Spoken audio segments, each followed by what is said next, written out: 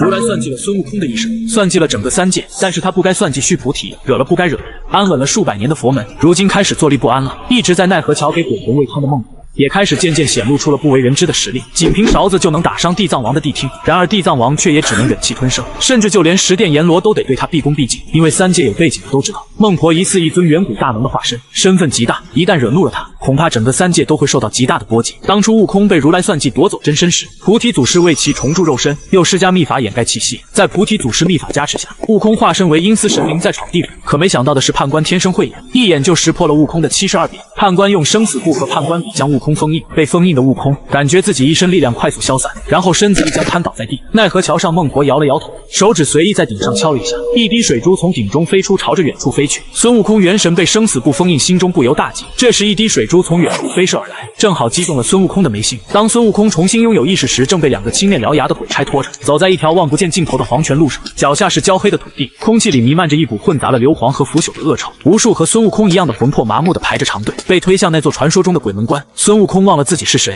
也忘了为何会死，记忆像一张被撕碎的纸，只剩下一些毫无意义的碎片。脑海中偶尔会闪过金甲、红袍、一根搅天动地的铁棒，还有一个高坐云端面带微笑的佛陀。但这些画面转瞬即逝，快得让孙悟空抓不住。新来的，你叫什么？一个负责登记的阴司小吏头也不抬地问，声音干瘪的像秋天的枯叶。孙悟空茫然地摇了摇头，没有名字。小吏终于抬起眼皮，不耐烦地瞥了孙悟空一眼，那就叫空吧。下一个。于是孙悟空就有了名字，空，一个听起来就一无所有的名字。孙悟空被分配了一个职位，在忘川河边当一名引路的小吏，负责将那些浑浑噩噩的魂魄引到奈何桥。工作很简单，甚至不需要说话，因为他们和孙悟空一样，都是失去了记忆的可怜虫。日复一日，孙悟空看着数不清的魂魄走上那座桥，喝下一碗能忘却前尘的汤，然后踏入无尽的轮回。孙悟空不知道自己在这里待了多久，10年还是100年？地府没有日月，时间失去了意义。直到有一天，孙悟空看见了她，孟婆。她和孙悟空想象中的完全不一样，不是一个鸡皮鹤发的老妪，而是一个看上去只有20多岁的女人，穿着一身洗得发白的麻布衣，安静地坐在桥头，用一把长柄木勺搅动着面前那口翻滚着浑浊汤水的大饼。她从不说话，脸上也没有任何表情，仿佛一座亘古不变的雕塑。但不知为何，孙悟空总觉得她身上有一种难以言喻的熟悉感。孙悟空开始在工作之余远远地看着她，试图从她身上找到一丝关于自己过往的线索。地府的日子本该就这样波澜不惊地过下去，直到那个人的出现打破了所有的平静。他是一名巡查的判官，身穿一品官服，头戴乌纱，面容威严，只是那双眼睛里透着一股鹰隼般的锐利。他每天都会从孙悟空负责的区域经过，每一次他的目光都会在孙悟空身上停留片刻，那是一种审视，一种带着极度怀疑的审视。孙悟空能感觉到他身上的敌意，但不知道这敌意从何而来。孙悟空只是一个最底层的阴司小吏，一个连自己名字都忘了的魂魄，有什么值得他注意的？孙悟空开始刻意躲着他，尽量在他巡查时引入魂魄的长队中，但该来的终究躲不掉。那天黄泉路上的阴风比往常更烈，吹得鬼火明灭不定。判官再次出现在孙悟空的面前，这一次他没有走，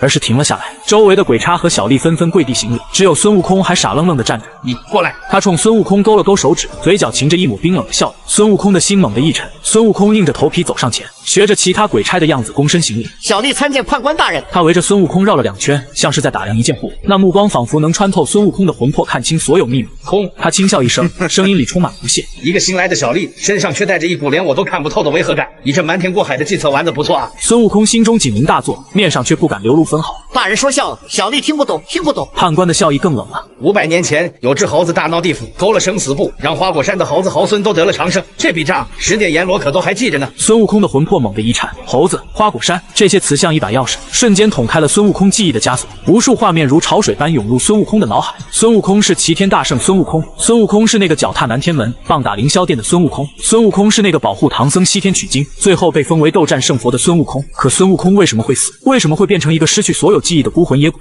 看来你想起来了。判官看着孙悟空剧烈波动的魂体，脸上的笑容变得狰狞而得意。如来佛祖早就料到你心有不甘，特地嘱咐我等，若有异动，格杀勿论。他话音未落，猛地从怀中掏出一本金光闪闪的簿子和一支朱红色的毛笔。生死簿，判官笔。有鬼差失声惊呼，判官根本不给孙悟空反应的机会，他手持判官笔在生死簿上重重一划，口中大喝：妖猴孙悟空，无视天条，藐视佛法，罪无可赦。今奉佛祖法旨，打入九幽永世，不得超生，还不显形！轰！一道刺目的金光从生死簿上爆发，如同一张巨网，瞬间将孙悟空笼罩。孙悟空身上那层属于阴司小吏的伪装被瞬间撕裂，露出了本来的面目，一身锁子黄金甲，头戴凤翅紫金冠，只是浑身上下被无数道金色的符文锁链捆得结结实实，一股强大到令人绝望的封印之力从四面八方涌来，将孙悟空死死地定在原地。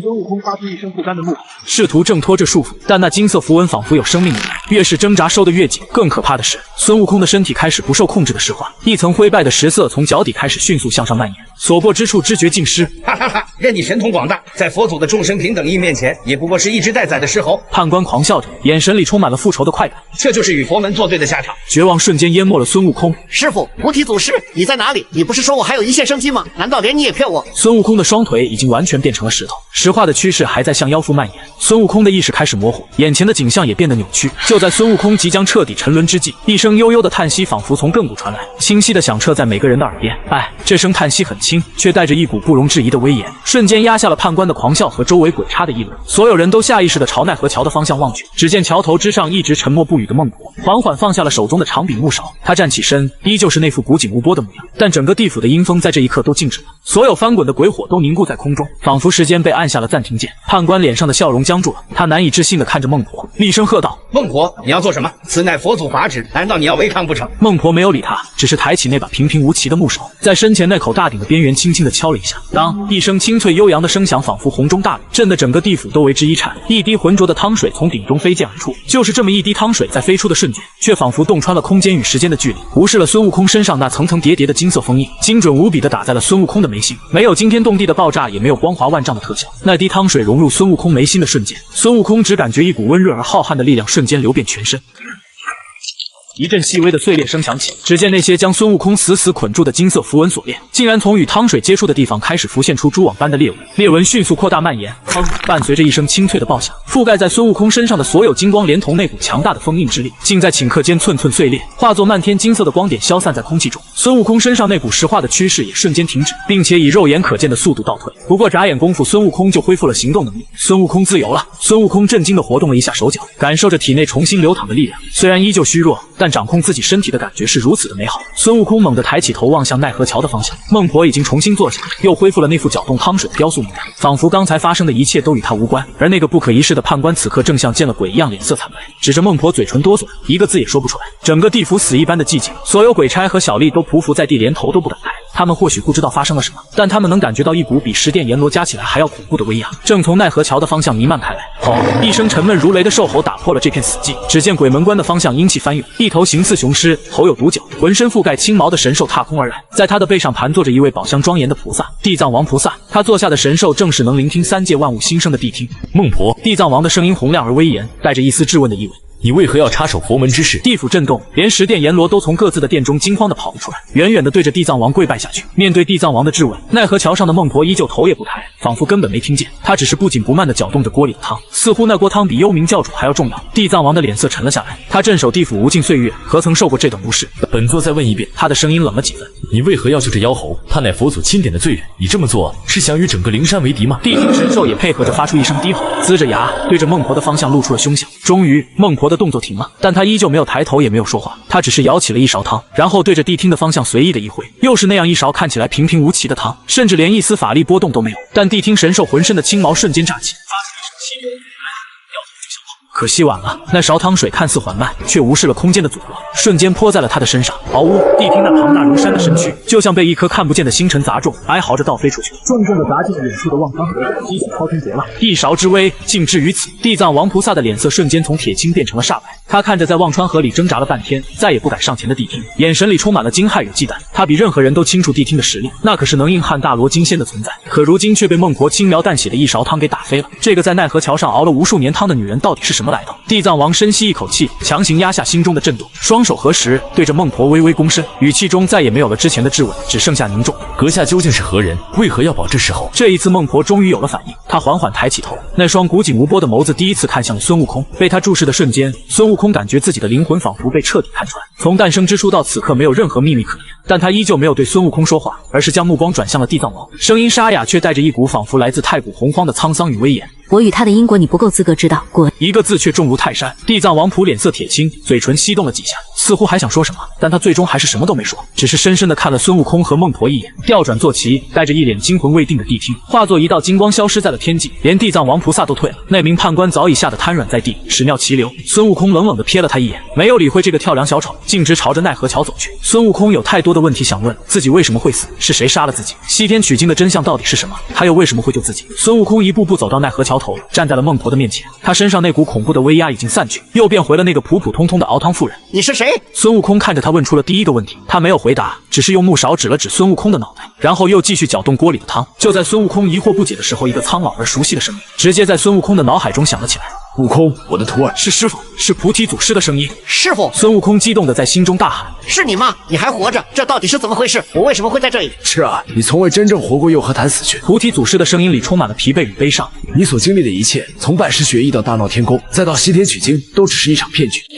孙悟空如遭雷击，愣在原地。一场由如来亲手策划夺取你斗战真身气运，用以巩固他那虚伪佛国根基的惊天阴谋。菩提祖师的声音如同九天惊雷，在孙悟空脑海中炸响。斗战真身。孙悟空喃喃自语，这个词似乎触动了孙悟空灵魂深处的某个东西。你乃太古混沌孕育的仙使，天生便拥有斗战真身。此真身不入轮回，不沾因果，是天地间至刚至阳的战神之躯。如来为了打造他的万世佛国，需要一股足以镇压三界气运的无上伟力，他便看中了你的真身。所以他先是引诱我大闹天宫，借天庭之手磨掉我的锐气，再将我压在五指山下，用500年光阴消磨我的意志，最后又安排了一场西天取经的戏码，让我那便宜师傅唐三藏用紧箍咒彻底锁住我的心性。孙悟空的声音因为愤怒而颤抖。不止如此，菩提的声音愈发虚弱。取经路上的9981难看40考验，实则是如来布下的一个巨大法阵。每经历一难，你的斗战真身便会被剥离一丝气运，汇入他灵山的佛国根基之中。待到功成之日，你被封为斗战圣佛，看似荣耀，实则你的真身气运已被彻底掏空，剩下的不过是一具被佛法侵蚀的傀儡吧。当他的佛国即将攻城，你这具拥有斗战真身名号的傀儡变成了最大的隐患，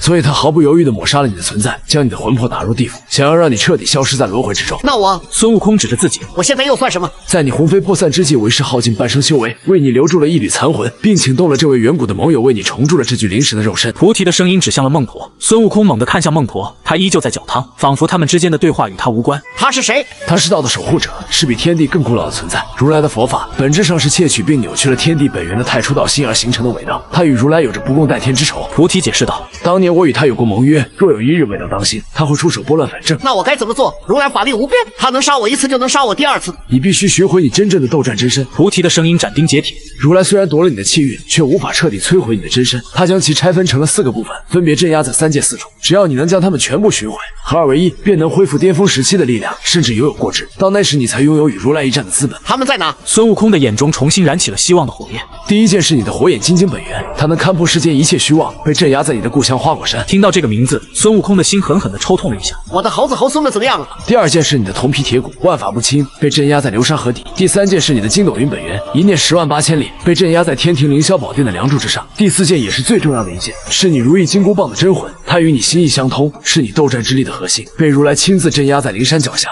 五指山废墟之中。悟空，这是你唯一的机会。菩提的声音变得飘渺起来，记住，不要相信任何人，除了他和你自己。去吧，我会属于你的一切。话音落下，师傅的气息彻底消失了。孙悟空站在奈何桥头，久久无法平静。原来自己的一生不过是一场精心编排的戏剧，一个彻头彻尾的笑话。齐天大圣，斗战胜佛，全是假的。一股滔天的恨意从孙悟空心底涌起，几乎要将他的理智吞噬。如来！孙悟空死死地攥紧了拳头，指甲深深地嵌入手心。你夺我真身，杀我神魂，将我玩弄于股掌之间，此仇不报，我孙悟空誓不为人。孙悟空对着孟婆深深一拜，多谢前辈相救，大恩不言谢，今日之情，他日晚辈必当厚报。孟婆终于停下了搅汤的动作，她舀起一碗汤递到孙悟空面前，沙哑地开口说了第一句话：喝了它能掩盖你的气息。孙悟空没有丝毫犹豫，接过碗一饮而尽。汤水入喉，并没有洗去他的记忆，反而化作一股暖流，将他身上那股不去的妖气和刚恢复的一丝神力尽数收敛，让他看起来就像一个最普通的凡人魂魄。第一站花果山，孙悟空轻声说道，眼中闪烁着复仇的火焰。孙悟空转身没有再回头，一步踏出便消失在了幽暗的地府之中。当孙悟空再次睁开眼，已经站在了东胜神州的海边，熟悉的海风吹在脸上，带着一丝咸湿的气息。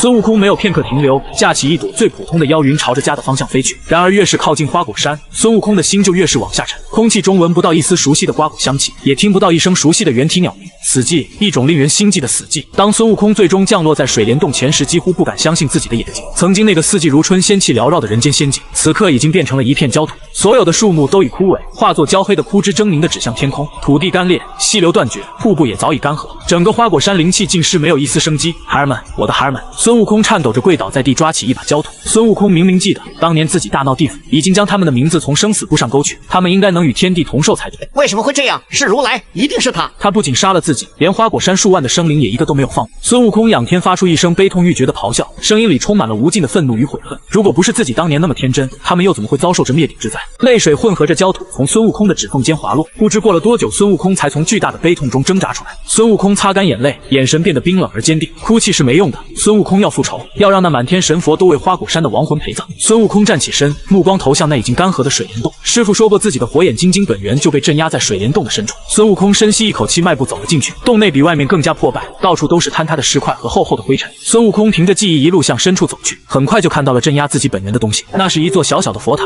通体由黄金铸成，上面刻满了密密麻麻的梵文。佛塔的顶端镶嵌着一颗拳头大小、散发着微弱红光的眼球状晶石，那就是孙悟空的火眼金睛本源。孙悟空能感觉到他在呼唤自己，一种血脉相连的渴望。然而在佛塔的前方盘坐着一个巨大的身影，那是一个身高3丈的金刚，浑身肌肉虬结，皮肤呈现出一种不正常的暗金色。他闭着双眼，身上散发着一股既有佛门祥和之气，又带着浓郁妖邪之气的诡异气息。佛门金刚被妖化了。孙悟空皱起了眉头，看来如来为了镇压自己的真身部件，还真是下了血。孙悟空没有废话，直接从耳中掏出了那根早已失去神采的金箍棒。虽然他的真魂被镇压在灵山，但棒身依旧坚不可摧。来，是俺老孙一棒！孙悟空大喝一声，一跃而起，手中的铁棒带着呼啸的风声朝着那妖化金刚的头顶狠狠砸去。当一声巨响，火星四溅，那金刚猛地睁开双眼，眼中没有瞳孔，只有一片混沌的血火。他竟然用自己的脑袋硬生生扛下了孙悟空这一棒。他发出一声不似人声的咆哮，巨大的拳头带着万钧之力朝孙悟空轰了过来。孙悟空不敢应接，一个闪身躲开，拳风擦着身体过去，将身后的石壁砸出了一个巨大的深坑。好强的力量，孙悟空心中一凛，知道今天必是一场恶战。孙悟空虽然恢复了自由，但力量远未恢复，对付这么一个刀枪不入的怪物，着实有些棘手。孙悟空与那妖化金刚缠斗在一起，一时间棒影翻飞，拳风呼啸，整个水帘洞都在他们的打斗下剧烈的颤抖，仿佛随时都会坍塌。这怪物虽然力量强大，防御惊人，但神志不清，只会凭借本能攻击。孙悟空凭借着远超他的战斗技巧，一边躲闪一边寻找他的破绽，终于在一次交锋中抓住机会，一棒捅进了他的腋下。那里是佛门金刚罩门所在。噗嗤，铁棒没入血肉的声音响起，妖化金刚发出一声痛苦的嘶吼，身上的金光瞬间暗淡了下去。得手了！孙悟空心中一喜，正准备抽出铁棒给他致命一击，可就在这时，一个孙悟空做梦也想不到的声音从洞口传了过来。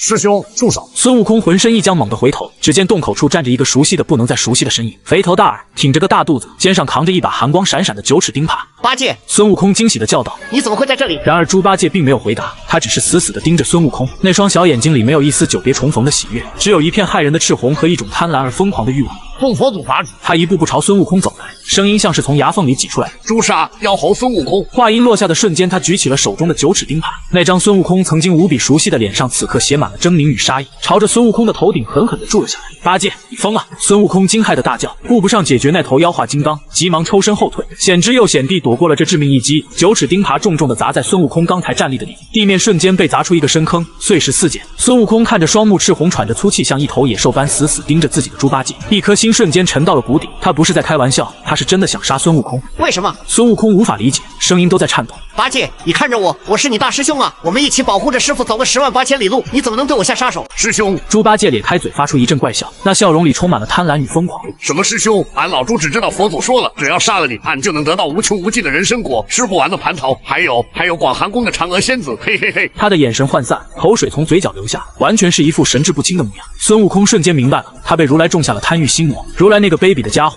他知道八戒生性贪婪，便以此为引，用无上佛法在他的心中种下了心魔。只要一见到孙悟空，心魔便会发作，让他变成一个只知道执行杀戮命令、追逐虚幻欲望的疯子。如来，你好狠毒的性！孙悟空气得目眦欲裂，杀人不过头点地，他却要用这种方式让孙悟空和昔日的兄弟自相残杀。妖猴受死！猪八戒根本不给孙悟空喘息的机会，再次挥舞着钉耙冲了上来。他的招式早已没了章法，完全是胡乱挥舞，但那股拼命的架势却比取经路上任何一次都要凶狠。孙悟空不想伤他，只能且战且退，不断的闪躲着他的攻击。攻击。八戒，你清醒一点，那些都是假的，是如来骗你的。孙悟空一边躲一边大声呼喊，试图唤醒他的神智，但一切都是徒劳。他的眼中只有那虚无缥缈的欲望和对孙悟空这个绊脚石的刻骨仇恨。金箍棒和九齿钉耙不断的碰撞，发出刺耳的声响。水帘洞的空间本就狭小，孙悟空被他逼得左支右绌，好几次都险些被钉耙注中。孙悟空不能再这样下去。孙悟空看着八戒那张因为疯狂而扭曲的脸，心中涌起一股巨大的悲哀。对不起了，师弟。孙悟空眼神一凝，在猪八戒又一耙住来时没有后退，反而迎了上去，用金箍棒的棒身架住他的钉耙，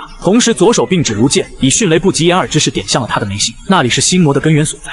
孙悟空轻喝一声，将体内为数不多的法力全部灌注于指尖。猪八戒的身体猛地一震，眼中那骇人的赤红色迅速褪去，取而代之的是一片茫然。他手中的九齿钉耙哐当一声掉在地上，肥胖的身躯晃了两下，直挺挺的向后倒去。孙悟空连忙上前一步将他扶住，让他缓缓地躺在地上。他昏过去了。孙悟空看着他沉睡的脸，虽然依旧是那副憨傻的模样，但眼角却残留着一抹因欲望而产生的狰狞。孙悟空的心像是被狠狠地揪了一把，痛得无法呼吸。这还是自己那个好吃懒做，却总能在关键时刻喊上一声大师兄的师弟吗？他们到底都经历了什么？孙悟空默默地站了许久，才将目光重新投向那座金色的佛塔。那头妖化金刚因为被孙悟空重创，已经倒在一旁，彻底没了声息。孙悟空走到佛塔前，伸出手握住了那颗眼球状的晶石，一股灼热而熟悉的力量瞬间从晶石中涌出，顺着孙悟空的手臂流遍四肢百骸，最后汇入双眼。孙悟空的眼睛开始发烫发热，仿佛有两团火焰在其中燃烧，眼前的世界瞬间变得不一样。孙悟空能看到空气中流动的早已稀薄不堪的灵气，能看到岩石内部的纹理，能看到那妖化金刚体内正在溃散的佛光与妖气，甚至能看到躺在地上的八戒体内那颗虽然被暂时压制，却依旧顽固盘踞在他识海深处的由贪欲化作的黑色种子。火眼金睛回来了，虽然只是本源归位，远没有达到巅峰时勘破三界洞悉本源的程度，但对孙悟空而言已经足够了。孙悟空收回了力量，双眼的灼热感渐渐褪去。孙悟空取回了第一件真身部件，但没有一丝一毫的喜悦。孙悟空低头看着昏迷不醒的猪八戒，又看了看这片死寂凋零的花果山，心中只剩下无尽的悲凉和冰冷的杀意。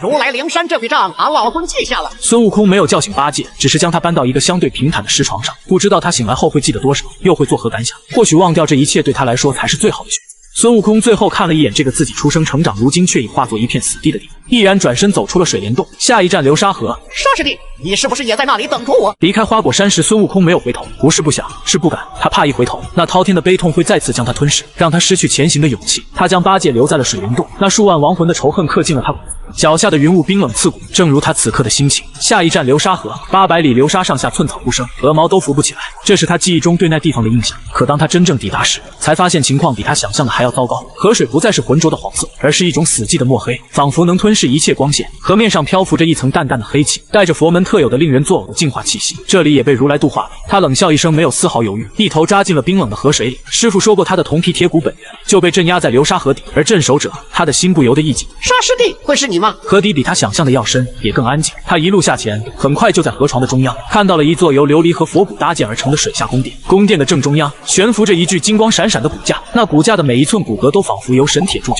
散发着一股万法不侵、坚不可摧的气息，是他的铜皮铁骨。而在那骨架之下盘坐着一个身影，那身影身披一袭暗红色的袈裟，脖子上挂着一串由9个骷髅头串成的念珠，宝相庄严，面无表情，宛如一尊没有生命的佛门罗汉。可他一眼就认出了那身影，那老实巴交的脸，那魁梧的身材，那手中紧握的降妖宝杖。沙师弟，他忍不住叫出声，声音在水中化作一串气泡。那身影听到了，缓缓地睁开了眼睛。那是一双怎样的眼睛啊！空洞麻木，没有一丝一毫的情感波动，就像2颗冰冷的琉璃珠。那身影看着他，就像在看一块石头一株水草，没有任何分别。他的心瞬间凉了半截。沙师弟，是我啊，我是大师兄。他朝那身影游过去，急切地呼喊：“你不认识我了吗？我们一起去西天取经，你还帮我挑着担子。”他的话戛然而止，因为那身影动。那身影没有回答他，只是缓缓地站起身，举起了手中的降妖宝杖，指向了他身后的那具金色骨架。那意思很明确，此路不通。为什么连你也要这样对我？他的声音里带着一丝颤抖和哀求。八戒被贪欲蒙蔽了心智，那你呢？你向来最是老实忠厚，为何也要助纣为虐，帮着如来镇压我的真身？那身影依旧不言不语，只是那双空洞的眼睛里闪过一丝微不可察的佛光，整座水下宫殿的佛力开始向那身影的身体汇聚。他明白了，那身影和八戒不一样，八戒是被心魔控制，而沙僧那身影被彻底抹去了神智，练成了一具只知道执行命令的佛门傀儡。那身影不再是杀悟净，只是一尊没有感情的罗汉。如来你好毒，你好毒啊！你不仅要杀我，还要诛我的心，你要让我亲手斩断与过去的一切羁绊，让我变成一个真正的孤家寡人。一股难以言喻的悲凉与愤怒从他心底喷涌而出。好，好，好！他连说3个好字，眼眶却红了。既然你不认我这个师兄，那我今日便只能得罪了。话音未落，他手持金箍棒，搅动水流，朝着那具金色骨架冲了过去。当预料之中的沙僧动了，沙僧身形一闪，便挡在了他的面前，手中的降妖宝杖精准地架住了他的铁棒，一股巨力从宝杖上来。震得他手臂发麻。沙僧的力量比取经路上强了不止10倍，他心中一凛，不敢再有丝毫保留。他催动刚刚恢复的火眼金睛，试图寻找沙僧的破绽。然而在沙僧的身上，他只看到了一片圆融无缺的佛光，竟是毫无破绽可言。上一个冰冷不带任何感情的字从沙僧口中吐出，沙僧开始反击了。沙僧的杖法大开大合，看似简单，却蕴含着佛门伏魔神通的智慧。每一杖挥出，都带着镇压一切妖邪的浩瀚佛力。他被逼得连连后退，只能勉强招架。沙师弟，你醒醒！他一边打一边嘶吼。想想我们的师傅，想想我们一起走过的路，那些都是假的吗？沙僧充耳不闻，攻势愈发凌厉，他渐渐落入了下风。这不仅仅是因为他的力量尚未恢复，更是因为他下不了死手。他怎么能对这个曾经默默跟在他身后、任劳任怨的师弟下死手？一个分神，他的肩膀被沙僧的宝杖扫动，一股钻心的疼痛传来，整条手臂都麻了。他踉跄着后退，看着沙僧那张毫无波动的脸，心中涌起一股深深的无力感。打不过也换不醒，难道他今天就要折在这里？不，他不能输。他若是输了，花果山的仇谁来报？八戒的心魔谁来解？他这滔天的冤屈又向谁去说？如来，这是你逼我的。他看着步步紧逼的沙僧，眼中闪过一丝决绝。对不起了，师弟，若有来世，我再向你赔罪。下一刻，他放弃了所有防御，任由沙僧的降妖宝杖狠狠地砸在了他的胸口。砰一声闷响，他感觉自己的胸骨仿佛都裂开了，一口鲜血狂喷而出，整个人像断了线的风筝，倒飞出去，重重地撞在远处的珊瑚礁上。剧痛瞬间席卷了他的全身，但他的目的达到了。他借着这股力量，终于靠近了那具金光的骨架。沙僧见状，再次举起宝杖，眼中那空洞的杀意更盛，显然是要给他致命一击。他没有躲，只是抬起头看着沙僧，看着这张又熟悉又陌生的脸，两行滚烫的液体不受控制地从他的眼角滑落。那不是普通的泪水，那是混杂了他无尽悲愤悔恨与绝望的血泪。师弟，永别了！他轻声呢喃，血泪滴落融入他的双眼，他的火眼金睛在这一刻被彻底激发，两道刺目的金光从他的眼中爆射而出，仿佛能勘破9天10地，洞悉万物本源。在金光的注视下，眼前的世界再次改变。沙僧那圆融无缺的佛光被瞬间洞穿，他看到在沙僧那被佛法改造过的身体深处，在沙僧的心脏位置，有一枚由无数梵文组成的阵法核心，正散发着邪异的光芒。而那阵法核心正通过一条无形的能量线，与沙僧脖子上的那串骷髅念珠紧紧地联系在一起。原来如此，那9个骷髅头才是控制沙僧的关键。他们是取经路上被沙僧错杀的9个取经人，他们的怨念被如来利用，化作了囚禁沙僧神智的牢笼。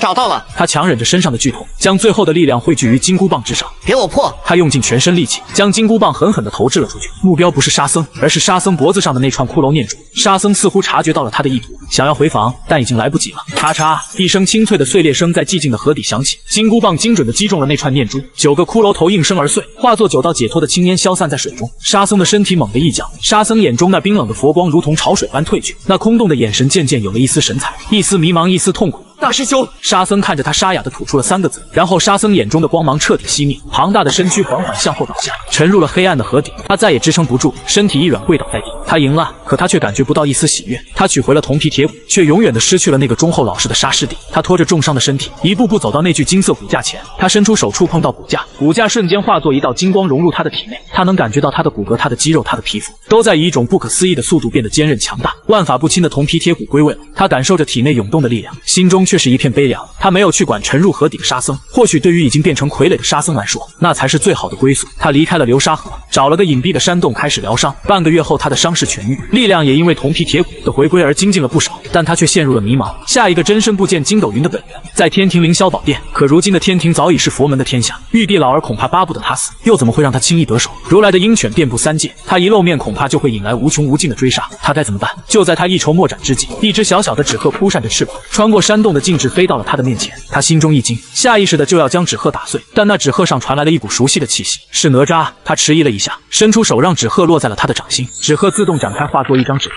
上面只有一行娟秀却又带着一丝焦急的字迹。猴哥速来，凌霄殿梁柱杨戬镇，他有苦衷或可一谈，万事小心，佛门眼线已至。是哪吒的字，他心中涌起一股暖流。没想到在这满天神佛都视他为敌的时候，还有人愿意冒着巨大的风险给他传递消息。杨戬那个3只眼的家伙，当年他们不打不相识，虽是对手却也惺惺相惜。哪吒说杨戬有苦衷，还说或可一谈，这或许是他唯一的机会。他不再犹豫，将纸条扔回，身形一晃冲出了山洞。潜入天庭对他来说并非难事，他收敛了所有气息，变作一只不起眼的飞蛾，轻而易举的就混过了南天门。天庭的景象让他触目惊心，曾经仙气缭绕的琼楼玉宇，如今却处处都萦绕着一股庄严而压抑的佛光。来来往往的神仙脸上都带着一种谦卑而虔诚的微笑，就像如来佛国里那些没有思想的生灵，只有少数一些上古正神，如哪吒、雷震子等人还保持着原样，但他们都行色匆匆，眉宇间带着一丝忧虑。整个天庭都被佛门渗透了，他心中怒火中烧，但现在不是发作的时候。他一路飞向凌霄宝殿，远远的就看到了那个熟悉的身影——二郎神杨戬。杨戬身披银甲，手持3尖2刃刀，威风凛凛地站在凌霄宝殿的殿门前。杨戬的第3只眼紧闭着，但身上那股锐不可当的气势却让任何人都无法靠近。他没有贸然现身，而是落在一根柱子上暗中观察。杨戬似乎察觉到了什么，目光不经意地朝他这边瞥了一眼，眼神复杂，但很快就一看了。他心中有数了，他解除了变化，现出身形，直接落在了杨戬的面前。杨戬，好久不见。他淡淡的说道。杨戬看到他并没有露出丝毫惊讶，只是叹了口气道：“你还是来了。我的东西在这里，我自然要来。”他指了指杨戬身后那根雕龙画凤的巨大梁柱。你也要拦我？职责所在，不得不拦。杨戬的眼神里闪过一丝痛苦。悟空，收手吧，你斗不过他的。现在的3界已经不是你我能左右的了。斗不过也要斗。他斩钉截铁地说道：“俺老孙的命我自己说了算，轮不到如来指手画脚。”值得吗？杨戬看着他。为了一个虚无缥缈的自由，搭上自己，甚至连累身边的人。他听出了杨戬话里的意思，是妖姬仙子吗？他问。杨戬的身体猛地一颤，握着3尖2刃刀的手青筋暴起。佛门用它来要挟我。杨戬沉默了许久，才从牙缝里挤出几个字：他被请去南海紫竹林听观音大师讲经，名为讲经，实为软禁。观音又是他。他瞬间明白了杨戬的苦衷。杨戬可以不在乎自己的生死，却不能不在乎自己唯一的妹妹。所以你今天必须拦我。他问。是。杨戬闭上眼，再睁开时，眼中只剩下冰冷的战意。我必须尽全力拦你，但是……杨戬顿了顿，声音压得极低，快如文瑞。我只会失手一次。他懂了，杨戬要和他演一场戏，一场给满天神佛、给如来看的戏。好。他举起了金箍棒，遥遥指向杨戬。那边来战！战！一声暴喝，他们2人同时动，金箍棒与3尖2刃刀狠狠撞在一起，爆发出震耳欲聋的巨响。狂暴的能量冲击波以他们为中心，向四面八方席卷而去，将周围的汉白玉栏杆和祥云尽数震碎。一场惊天动地的大战就此拉开序幕。他们从凌霄殿前打到33层之上，所过之处宫殿坍塌，星辰摇曳，无数被惊动的神仙远远地看着，脸上写满了惊骇。杨戬不愧是天庭第一战神，杨戬的枪法精妙绝伦，每一招都暗合天道，威力无穷。而他在取回火眼金睛和铜皮铁骨之后，实力也早已今非昔比。他们2人都拿出了真正的本事，打得天昏地暗，日月无光。这既是一场表演，也是一场真正的较量。他们都想看看对方这些年到底长进了多少。痛快！他大笑一声，一棒将杨戬逼退。杨戬，你比当年强多了。你也不赖。杨戬抹去嘴角的血迹，眼中战意更浓。再来！他们再次战作一团。他知道杨戬所谓的失手一次，机会只有一次。他必须在杨戬创造出机会的瞬间，拿到筋斗云的本源，然后立刻远遁。终于，在激战了300回合之后，机会来了。杨戬一招力劈华山，3尖2刃刀带着雷霆万钧之势向他当头劈来，而他则用金箍棒全力上挑。双兵交击的瞬间，杨戬握刀的手微不可察的一滑，就是现在。他借着碰撞的反震之力，身形如电，瞬间冲向了凌霄宝殿的那根梁柱。哪里走？杨戬在他身后发出一声惊怒的暴喝，一枪掷出，擦着他的后背飞了过去，将远处的一座仙山削去了一半。演得真像。他心中暗道一声谢，已经来到了梁柱之前。梁柱的顶端镶嵌着一团如同云雾般变幻的力，散发着灵动气息的光球。筋斗云本源。他伸出手，一把将光球抓在手中，一股久违的极致的速度感瞬间传遍他的全身。他感觉自己仿佛与风融为了一体，只要一个念头便能去往天涯海角。多谢了杨戬。他留下一句话，转身就要离去。然而就在这时，一个清冷不带丝毫感情的声音从9天之上传来：“杨戬，你可知罪？”这声音不大，却仿佛在每个人的灵魂深处响起，带着不容置疑的威严。他浑身一僵，猛地回头，只见南海的方向，一朵莲台破空而来。莲台之上，观音菩萨手持玉净瓶，面若冰霜，冷冷地注视着下方的杨戬。他怎么会来得这么快？杨戬的脸色瞬间变得惨白。弟子知罪。杨戬单膝跪地，低下了高傲的头颅。老祖法旨镇守天庭，却玩忽职守，放跑罪人。观音的声音里听不出一丝情绪。你可知这是何等大罪？弟子甘愿受罚。杨戬的声音平静，却透着一股决绝。好。观音点了点头。既然如此，你便自引天雷自罚，以儆效尤吧。什么？他简直不敢相信自己的耳朵。天雷自罚那是天庭最重的刑法之一，9道天雷下来，就算是大罗金仙也要脱层皮。他怒吼道：“观音，你不要欺人太甚，此事与杨戬无关，是俺老孙自己抢的，有本事冲我来！”观音仿佛没听见他的话，只是冷冷地看着杨戬。杨戬抬起头，深深地看了他一眼，那眼神里没有后悔，只有一丝解脱和一句无声的嘱托：“快走！”然后杨戬仰起头，对着苍穹发出一声长啸。罪臣杨戬请天雷！轰隆！9天之上乌云汇聚，一道比水桶还粗的紫色神雷，带着毁灭一切的气息轰然劈下。不要！他目眦欲裂，想冲过去，却被一股无形的力量死死地定在原地。是观音，他只能眼睁睁地看着那道天雷狠狠地劈在了杨戬的身上。噗！杨戬一口鲜血喷出，身上的银甲寸寸碎裂，整个人重重地倒在了地上，气息瞬间萎靡了下去。杨戬为了保他竟真的引天雷自罚。杨戬，他发出一声悲愤的咆哮，双眼瞬间变得血红。走啊！哪吒焦急的传音在他脑海中响起。猴哥，快走，再不走就来不及了，不要辜负杨戬的一片心意。他死死地攥着拳头，指甲深深地嵌进肉里。他看着莲台上那个面无表情的观音，又看了看倒在血泊中生死不知的杨戬，一股前所未有的恨意和一股深沉的无力感。同时涌上他的心头。他记住了今天所有的面孔。他深深地吸了一口气，最后看了杨戬一眼，身形一晃，化作一道流光消失在了天际。筋斗云的速度快到了极致，但他感觉不到一丝逃出升天的喜悦，心中只有无尽的屈辱与愤怒。他一路逃到了凡间一处荒无人烟的深山，步下层层静止，这才停了下来。他靠在一块冰冷的岩石上，脑海中不断回放着杨戬被天雷劈中的那一幕。为什么观音为什么要这么做？他明明可以直接对他出手，为什么要逼着杨戬自罚？他又为什么会放他走？他有太多的疑问。就在他百思不得其解的时候，那个清冷的声音再次在他身边响起：“你是不是有很多疑问？”他猛地回头，只见观音不知何时已经悄无声息地出现在了他的身后。他瞬间绷紧了身体，将金箍棒握在手中，死死地盯着观音。你来做什么？杀我灭口吗？我要杀你，你以为你跑得掉吗？观音摇了摇头，平退了左右，四周只剩下他们俩。观音那冰冷的脸上第一次露出了一丝复杂的神情。我若不逼杨戬自罚，你以为他能逃得过佛祖的法眼吗？我是在救他。救他？他冷笑，把杨戬打得半死，救他。至少他保住了性命，也保住了瑶姬。观音淡淡的说道。而你也得到了你想要的东西，不是吗？他愣住了，观音说的似乎有道理。你到底想干什么？他警惕地看着观音。观音沉默了片刻，才悠悠地叹了口气。悟空，你真的以为西天灵山就是极乐净土吗？他心中一动。你什么意思？如来的万世佛国即将攻城，届时三界之内所有生灵都将皈依，我佛再无纷争，再无痛苦，也再无思想。观音的眼中闪过一丝深深的悲哀。那样的世界真的是慈悲吗？他被观音的话震惊了。观音竟然也在怀疑如来的道。那你为什么？因为我没有证据。观音打断了他。如来的佛法已经渗透三界，他的意志便是天意。我虽然是四大菩萨之一，却也无力反抗，除非……观音看着他，眼中闪烁着一丝期盼。除非你能拿出足以颠覆整个佛门的证据。什么证据？找到最初的太初道心。观音一字一顿地说道。传说在天地开辟之初，大道本源凝聚成一颗太初道心，那才是世间一切法的根源。如来的佛法便是窃取并污染了道心之后，才得以大兴。只要你能找到并净化它，就能让三界众生看清佛法的本质，让如来的佛国不攻自破。你别无选择，这是你唯一的机会，也是三界众生唯一的机会。我言尽于此，信与不信在你。说完，观音的身影渐渐变淡，消失在了原地。他站在原地，久久无法平静。观音的话像一颗巨石，在他心中掀起了滔天巨浪。如果观音说的是真的，那他要对抗的不仅仅是如来，而是整个被扭曲了的天道。太初道心，他该去哪里找？这时他想起了一个人，孟婆，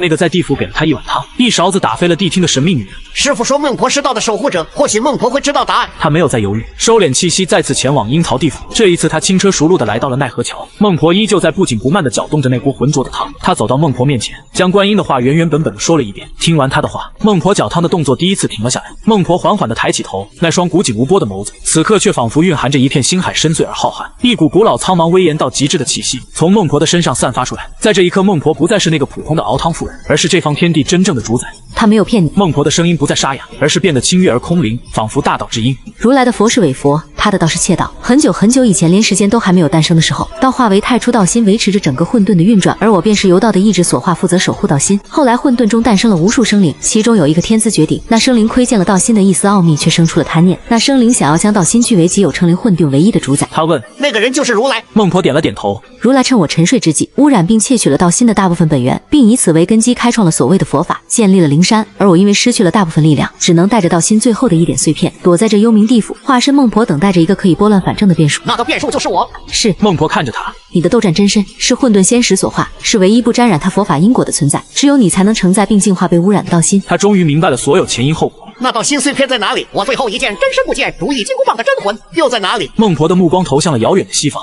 当年如来将你压在五指山下，并非只是为了消磨你的意志，如来将你如意金箍棒的真魂抽出，与那没被如来污染的太初道心碎片一起，镇压在了灵山脚下，也就是五指山的废墟之中。五指山又是五指山，他一切苦难开始的地方，也将是他找回一切的终点。他的眼中燃起了熊熊的仗义。灵山，如来，我孙悟空回来了。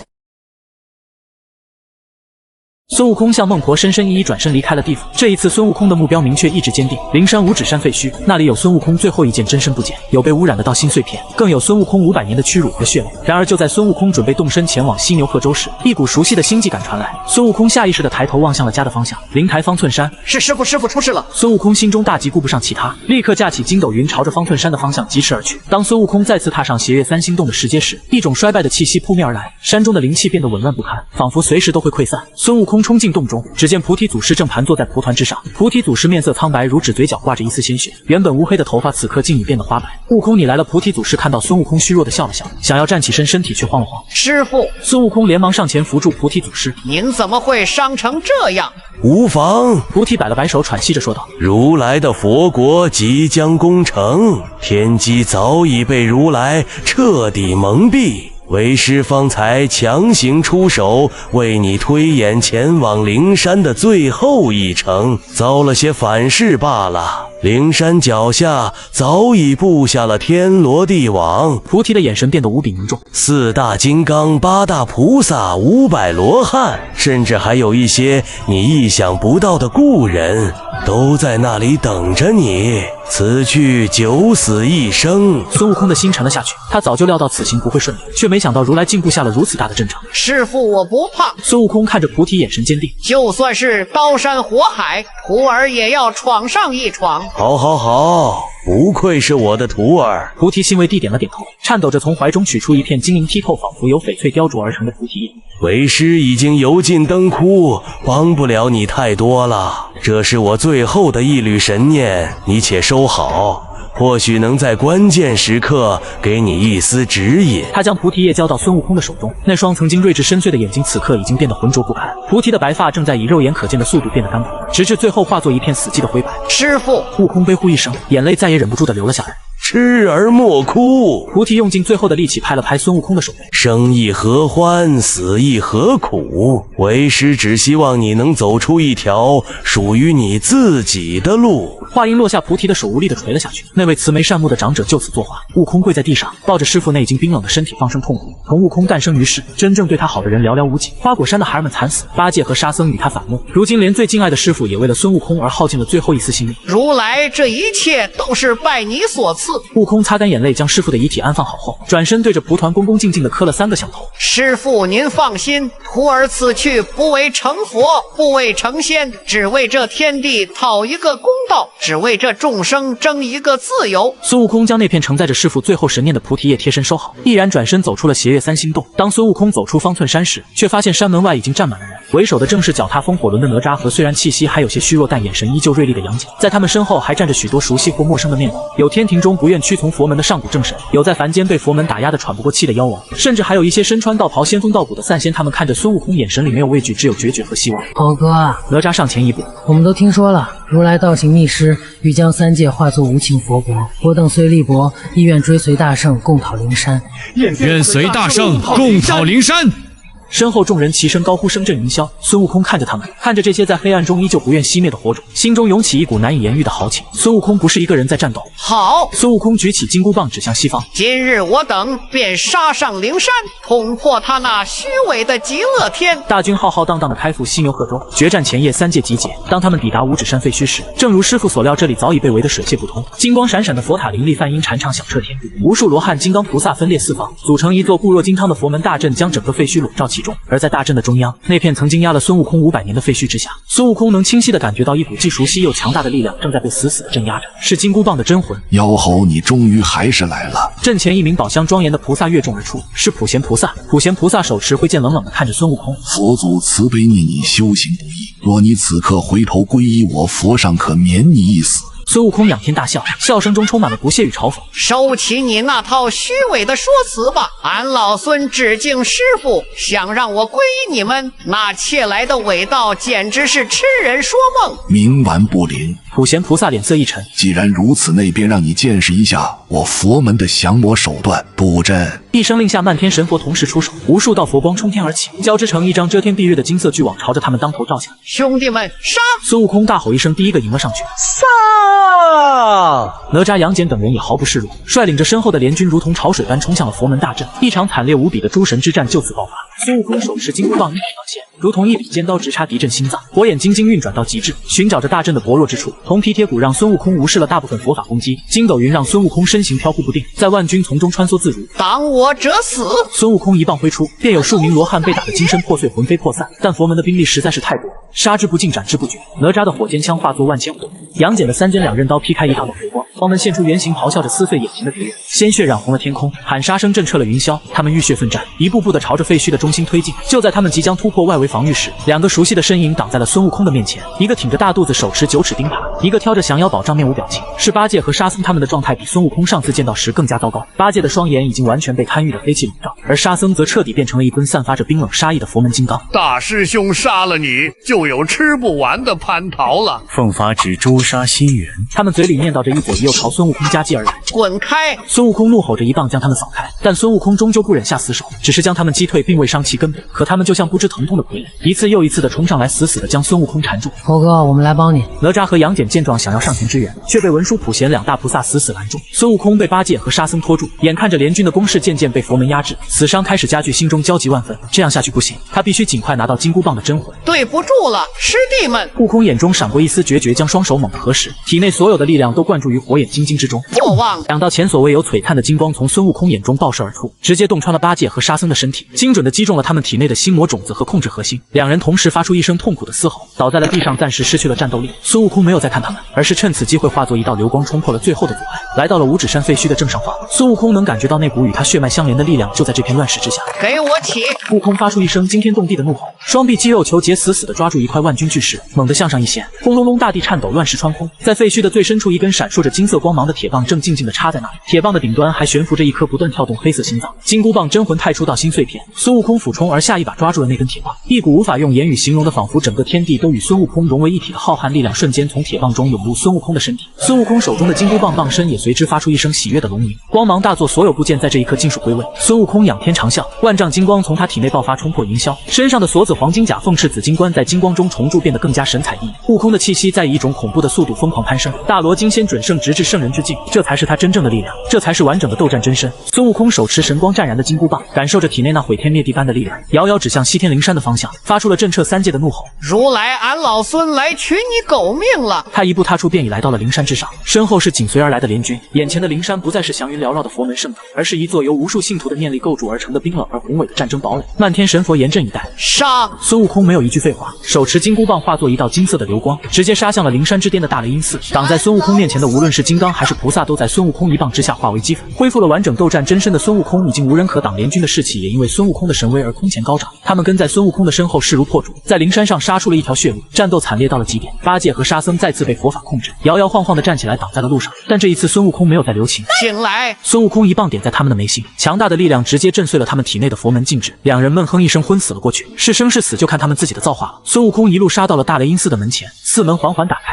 如来佛祖正高坐在九品莲台之上，面带微笑地看着孙悟空，仿佛早已料到孙悟空的到来。悟空，你来了。如来的声音平静，听不出喜怒。我来杀你！孙悟空手中的金箍棒直指如来的眉心。杀我！如来笑着轻手一挥，他们周围的景象瞬间变幻，置身于一片无垠的虚空之中，下方是一个个井然有序的世界。在那些世界里，所有的生灵，无论是人是妖是仙，脸上都带着一模一样幸福满足的微笑。他们没有纷争，没有痛苦，没有烦恼，日出而作，日落而息，就像一部精密机器上的人剑。但他们也没有思想，没有情感，没有自我。这就是我的万世佛国。如来的声音带着一丝悲天悯人的意味。你看，这里没有杀戮，没有罪恶，所有生灵都得到了永恒的安宁与极乐，这才是终极的慈悲。而你却要为了你那点可笑的自由来毁灭这一切吗？孙悟空看着那一张张空洞的笑脸，只觉得一股寒意从脚底直冲天灵盖。这就是如来追求的慈悲，将所有生灵都变成没有思想的傀儡。这就是如来所谓的普度众生。孙悟空一时间竟陷入了迷茫。如果孙悟空杀了如来，佛国崩塌三界或许会恢复自由，但也会再次陷入无休止的纷争与杀戮之中。如果孙悟空不杀如来，三界将永享太平，但代价却是所有生灵都失去自我。